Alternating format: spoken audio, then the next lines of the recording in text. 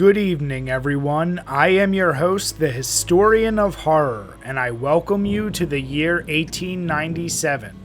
With the first year of horror behind us, 1897 would maintain the slow introduction of horror into cinema, with the majority of films coming from France once again.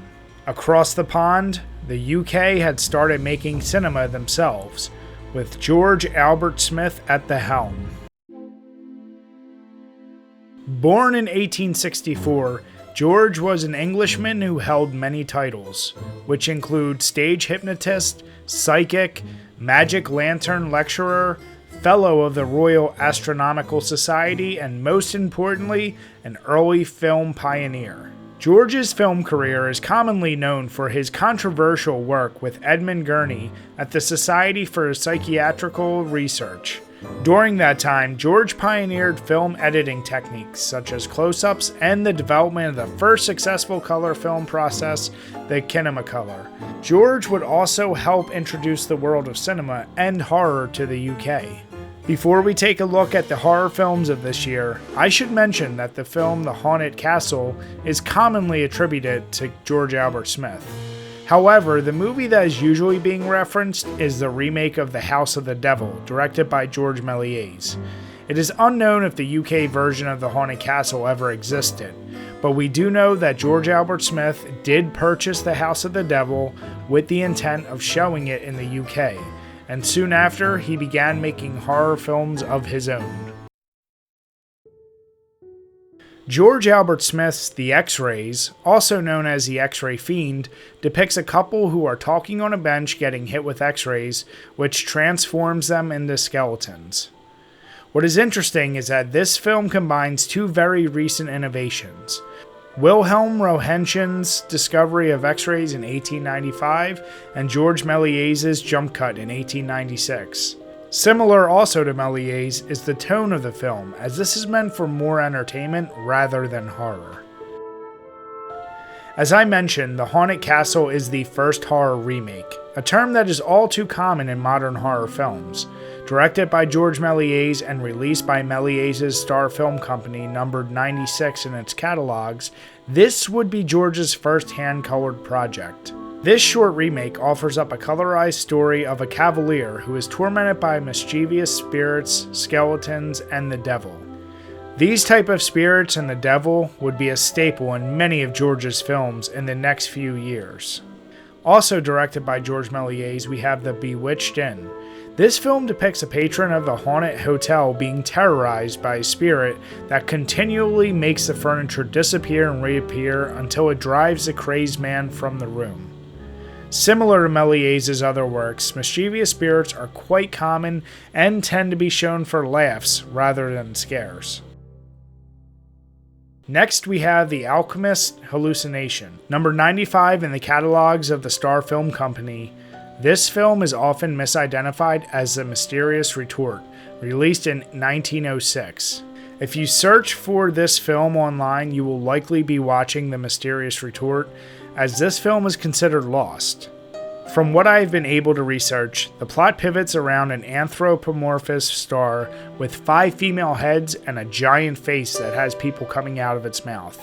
Another lost film from George Méliès is Gauguin and the Automaton, which is about a clown and a robot. Numbered 111 in the Star catalogs and exploring the sci-fi genre, this is an important film as is the first known depiction of a robot and possibly the first known sci-fi film. Some suggest and would debate that The Mechanical Butcher, directed by the Lumieres in 1895, is the first sci-fi film. I will leave that up to you to decide. Unfortunately, there are no photos or footage that exist of this film.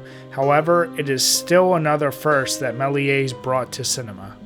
The final films from Méliès this year are Faust and Marguerite and The Laboratory of Mephistopheles, also known as The Cabinet of Mephistopheles, which is numbered 118 to 120 in the Star catalogs. Unfortunately, these films are presumed lost. Faust and Marguerite centers around Mephistopheles demanding that Faust kills Marguerite. The Laboratory of Mephistopheles centers around the demon who keeps disguising himself as an old man to trick his customers and capture them in a cage. Eventually, a customer comes along who is able to decapitate him and make him get captured in his own cage.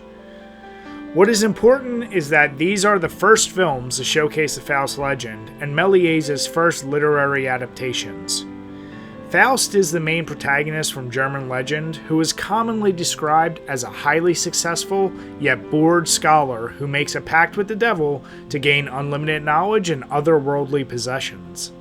This particular legend would show up again in many future films. Directed by Georges Hatat and produced by the Lumiere brothers who led the world in the creation of early cinema, Faust Apparition de Mephistopheles is their adaptation of the Faust legend that also used some of Méliès's techniques with the substitution splice. As you can see, there is nothing specifically scary or new introduced, but it is a bit cleaner overall.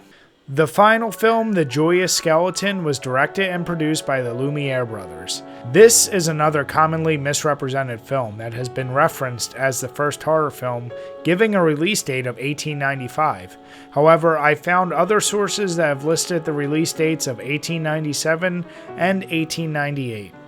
The majority of sources I have researched seem to suggest that 1897 is the correct year. This is just another simple tricked film, but it is quite impressive for the time, as it appears the limbs continue to keep falling apart and coming back together on this dancing skeleton. That wraps up 1897, and as you can see, the French still led the charge in horror cinema. The themes explored this year, such as Faust, spirits, and the devil, would continue to be the dominant subject for the next decade. Come back for the next episode where we will explore 1898, which is quite a big year as Japan produces their first 2 horror films and America enters the fray as well. Unfortunately, this year is cursed with many lost horror films. But we will discuss all of this further next time. Stay scary.